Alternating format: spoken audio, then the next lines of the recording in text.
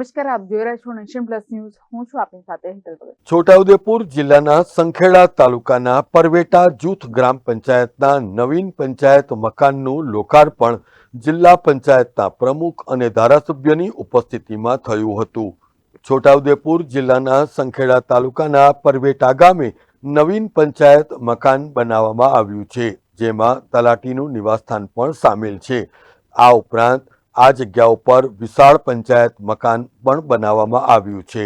ત્યારે આ નવીન પંચાયત મકાનનું લોકાર્પણ જિલ્લા પંચાયતના અધ્યક્ષ મલકાબેન પટેલ અને ધારાસભ્ય અભયસિંહ તડવીની ઉપસ્થિતિમાં કરાયું હતું.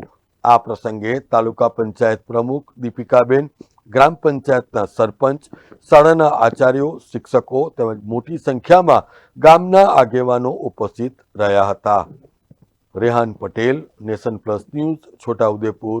સમાચારોના સતત અપડેટ મેળવવા માટે અમારી નેશન પ્લસ ન્યૂઝની યુટ્યુબ ચેનલને સબસ્ક્રાઇબ કરો, બેલ આઇકન દબાવો અને જોડાયેલા રહો ફેસબુક, ઇન્સ્ટાગ્રામ અને ટ્વિટર પર.